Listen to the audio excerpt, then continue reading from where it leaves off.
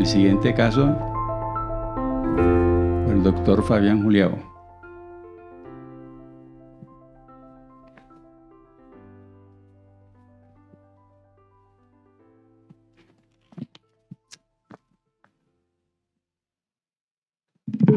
Ok, de nuevo, buenos días a todos. Hoy voy a presentar un caso que yo creo que es lo que nos pasa a todos nosotros a veces en enfermedad inflamatoria intestinal, y esto es bien frecuente que nos pase.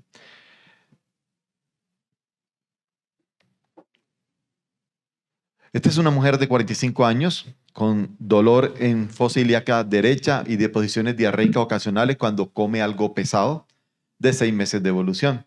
Paciente, signos vitales normales, abdomen, leve dolor en fosa ilíaca derecha, antecedentes médicos, un eritema nodoso hace 2 años, familiares no tiene, fuma medio paquete día y de resto no tiene ningún otro antecedente, farmacológicos ninguno, no ingesta de AINES, no cuadros infecciosos recientes, no diarrea, nada.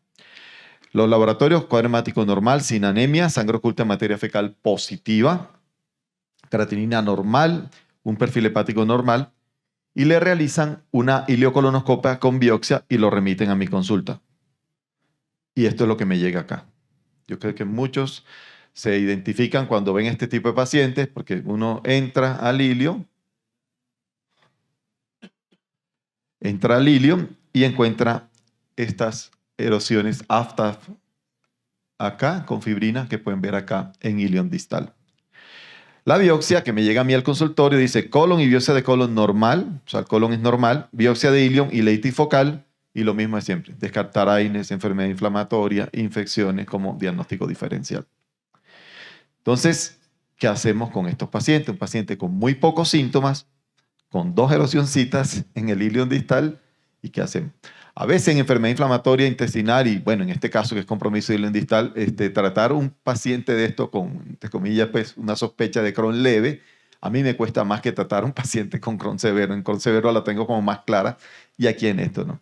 Esto fue lo que me motivó a presentar este caso y a revisar un poco la literatura sobre qué hacer en esto. ¿Qué se define como ileitis leve asintomática? Son erosiones aftoides en ilion distal rodeada de mucosa normal, encontradas en una colonoscopia de rutina, tamización de cáncer de colon, en fin.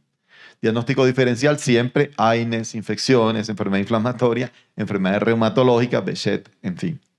Y no existen guías para estos pacientes, por eso es la dificultad. Para un severo o moderado hay guías siempre, para esto no hay unas guías especificadas. ¿Cuál es la prevalencia de encontrar estos hallazgos en colonoscopia tamizaje? No estamos buscando nada sino colonoscopia tamizaje, una revisión sistemática reciente, 14 estudios del Journal Crohn and Colitis, 1.6%. De 100 colonoscopias, en una colonoscopia vas a encontrar este tipo de erosión.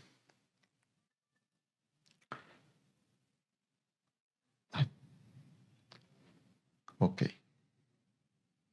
Entonces la pregunta es al público: ¿qué exámenes adicionales le solicitamos a esta paciente? Alcen la mano quienes le pedirían una PCR y una calprotectina fecal del público. Casi todos. Alcen la mano quienes le pedirían una cápsula endoscópica a este paciente. 1, 2, la doctora Carla. Allá atrás unos, muy poquitos. Yo diría que menos del 10% del salón. Alcen la mano quienes le pedirían una enterorresonancia a este paciente. 1, 2, 3, 4, 5. Un poquito más enterorresonancia que cápsula. ¿Quiénes le pedirían ASCAS a esta paciente? Ninguno, súper, bien que no pidan ASCAS. 5. ¿Quiénes le pedirían un ultrasonido intestinal a este paciente? Allá alguien alzó la mano, 2 manos, 3 manos, el problema es quién lo hace. Y 6, ¿quiénes no le piden nada? Le dice, tranquilo, usted no tiene nada, no se preocupe, venga en un año acá a consulta conmigo. Ninguno. El doctor Otero y el doctor Gil. Tenemos discusión fija cuando, en la sesión de preguntas. Bueno, le pedí calprotectina fecal 225, le pedí PCR 1.3 y le pedí una cápsula endoscópica. ¿Qué mostró? Estas erosiones además de las de ilion, erosiones yeyunales también, más las que tenían ilion que se vieron en la colonoscopia.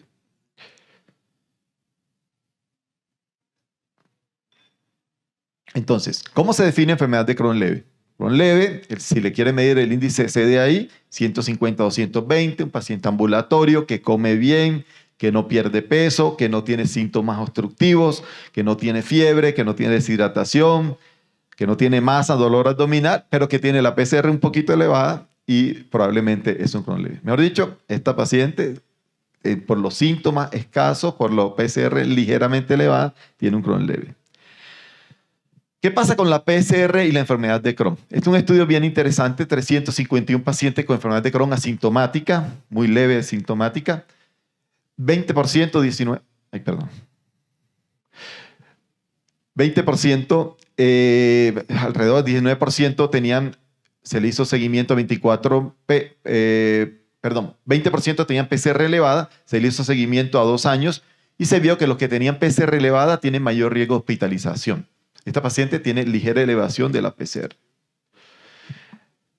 Prevalencia de enfermedad de Crohn yeyunal. Este es un estudio con cápsula endoscópica donde 108 pacientes con enfermedad de Crohn encontraron lesiones yeyunales hasta en 56% de los pacientes. Y 17% solamente tenían compromiso de yeyuno, ni siquiera en ilion distal. O sea que probablemente le hubiésemos hecho colonoscopia y meternos al ilion no hubiésemos encontrado lesiones. Y el compromiso yeyunal es un factor de mal pronóstico en pacientes con enfermedad de Crohn. Se asocia con mayor riesgo de recaídas. ¿Cuál es el rendimiento? ¿Por qué le pedí cápsula y por qué no le pedí enterorresonancia? Para Crohn distal, tanto la enterorresonancia como la cápsula endoscópica tienen un rendimiento diagnóstico igual. Sin embargo, para Crohn proximal, esta revisión sistemática con 7 estudios, 251 pacientes, demostró que la cápsula endoscópica detecta más lesiones en intestino delgado proximal que la enterorresonancia. Entonces, esa fue la razón por cual le pido siempre cápsula y no enterorresonancia. Y recientemente, para los que alzaron la mano de ultrasonido intestinal, un estudio muy reciente, estudio australiano, 147 pacientes con ileitis inespecífica, 8 pacientes, 5% tenían Crohn sintomático y se le hizo un seguimiento por 148 días en promedio. Ultrasonido en 6 meses post-colonoscopia, los que tenían engrosamiento de la pared en la ecografía intestinal, que cada vez está cogiendo mayor importancia en diagnóstico y en monitoreo de pacientes con enfermedad de Crohn, como en este caso, 3 de 9 que tenían engrosamiento de la pared desarrollaron enfermedad de Crohn, en los que inicialmente pues, tenían la ileitis asintomática. Por lo tanto, es una prueba bien interesante, no invasiva, menos costosa que la enterorresonancia. Yo creo que la puede en estos casos reemplazar. Pregunta 2. ¿Qué conducta terapéutica tomamos con este paciente? A ver, público. 1. Observa calprotectina fecal y PCR en 6 meses y no hace nada. Levanten la mano. Esta primera opción. 2. Observa y colonoscopia control en 1 año y no le da tratamiento. ¿Quién levanta la mano? Nadie. Doctor Otero. 3. Budesonida de liberación ileal. Ok, más manos arriba. 4. Vedolizumab. 5. Anti-TNFs. Y 6. Mesalazina. ¿Quién le da mesalazina a este paciente? Solo mesalazina. Ok. ¿Cuál es la historia natural de los pacientes con enfermedad de Crohn ileal asintomática? Este es un estudio en Israel, 60 pacientes con enfermedad de Crohn ileal. Parecido a este caso. 88% no requirieron tratamiento con un seguimiento a 4.5 años. O sea, la mayoría de estos pacientes van a actuar muy leve, no van a requerir ningún tratamiento. Un estudio coreano, 93 pacientes le hicieron colonoscopia, control y 66% al año ya no tenían erosiones. 31, o sea, el 33% sí tenían erosiones, pero solamente 1 hizo un Crohn florido. O sea, el comportamiento de estos pacientes es relativamente muy benigno, ¿no? En estos casos. Este estudio, Historia Natural de la Enfermedad de Crohn leve, un estudio, una corte prospectiva europea, 29 centros a 5 años, estudio de Buris, que ha hecho mucho, él es de Dinamarca. Miren los criterios de que el paciente poco te va a progresar. Uno, si es mayor de 30 años, casi que no progresa. Si es asintomático o síntomas leves, casi que no progresa. Si la localización es limitada, como vimos, casi que no progresa. Si son erosiones aftas, si no ha requerido esteroides, si la PCR o calprotectina es normal o ligeramente elevada, estos son criterios de buen pronóstico de que ese paciente no va a progresar.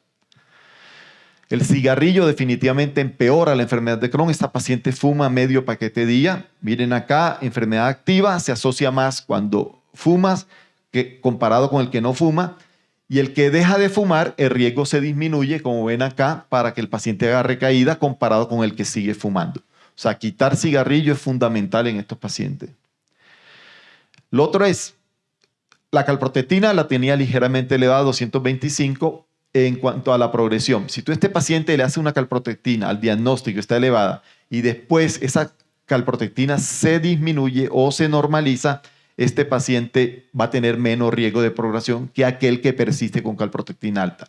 Para el que diga que de pronto no le doy tratamiento, sino que lo observo y le hago calprotectina, si ve que la calprotectina baja, probablemente es una muy buena conducta. Pero si ve que la calprotectina sube, la PCR sube o el paciente se vuelve sintomático, probablemente ahí sí hay que dar tratamiento.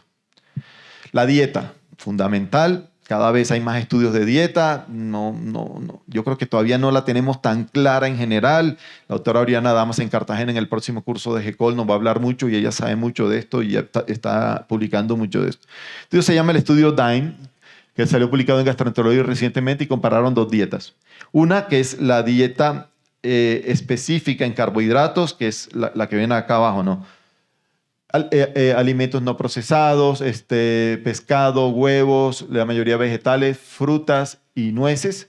Y la compararon con la dieta mediterránea, aceite de oliva, frutas y vegetales, nueces y cereales. Miren, y comidos procesados. Entonces, miren acá, la tasa no hubo diferencia significativa entre la mediterránea y la específica con carbohidratos. Esta es la específica con carbohidratos, esta es la mediterránea. No hubo diferencia significativa. Yo creo que las dos funcionan, las dos son claves. Yo a los pacientes con enfermedad de Crohn, básicamente lo que les estoy diciendo, más carne blanca, limiten el consumo de carnes rojas máximo dos veces por semana. Y yo creo que las dos dietas funcionan. O sea, lo que el paciente de enfermedad de Crohn deje de comer o tenga una dieta saludable, bueno, quitar ultraprocesados y todas esas cosas es fundamental también en pacientes con enfermedad de Crohn. Bueno, ¿cómo tratamos? Si decidimos dar tratamiento, ¿cómo lo tratamos? Este metaanálisis, 22 estudios para inducir de remisión en pacientes con enfermedad de Crohn a 8, 17 semanas. ¿Qué dice la evidencia? Altas dosis de budesonida, 9 miligramos, incluso hay unos que dan 12 miligramos, o esteroides sistémicos funcionan en pacientes comparados con placebo. Pero miren también la opción de no hacer nada o no dar tratamiento, la misma AGA en una publicación hace un par de años lo promueve. Dice, si tú tienes un Crohn leve o incidentalmente diagnosticado como esta paciente, si el compromiso es corto y los síntomas son mínimos, tú puedes monitorear a este paciente sin tratamiento. O sea, una opción es no dar tratamiento en estos pacientes, pero hay que estar pilas, hay que estar en la jugada, pues, observando a este paciente. Entonces, ¿qué recomiendan? Este algoritmo me pareció interesante, donde dice, si tú incidentalmente diagnosticaste una ileitis en una colonoscopia no diagnóstica de tamización, pues para cáncer o algo así, revisa factores de riesgo potencial. Entonces, revisa si el paciente está con AINES, si fuma, si tiene infección aguda, y obtén una calprotectina basal. En el momento que hace la colonoscopia, que ve las erosiones, pídele siempre una calprotectina. Y lo sigues. Si el paciente consumió AINES, probablemente era eso. Si el paciente tuvo una infección, probablemente era eso. Y si ves en un futuro que la calprotectina se dio alta, porque las infecciones también elevan la calprotectina. Pero si te dio alta la calprotectina y se normalizó, no tienes que hacer nada. Ese paciente no amerita seguimiento. El problema es cuando tú no encuentras una causa, como acá.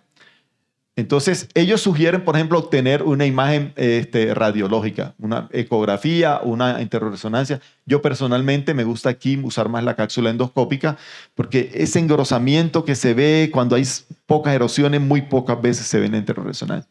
Si hay evidencia de inflamación, este paciente con esas erosiones incidentales es un Crohn. Si no hay evidencia de inflamación transmural, chequea la calprotectina en 6 meses, una buena conducta. Pero si el paciente durante la evolución empieza con síntomas consistentes con enfermedad de Crohn, anemia, diarrea, persiste elevado la PCR o la calprotectina, probablemente trátalo. Conducta que hicimos: dieta sin azúcares refinados, limitar consumo de carnes rojas y evitar alimentos procesados. Ejercicio ayuda, la vida sana en general en estos pacientes, a todo el mundo ayuda, pero en estos pacientes particularmente también. Suspender tabaquismo no es fácil. Las escuelas o los programas de suspender cigarrillos, la eficacia es solamente el 50%. No es fácil dejar de fumar, ¿ok? En general, así que nunca fumen. Iniciamos manejo con budesonida, liberación ileal, 9 miligramos día.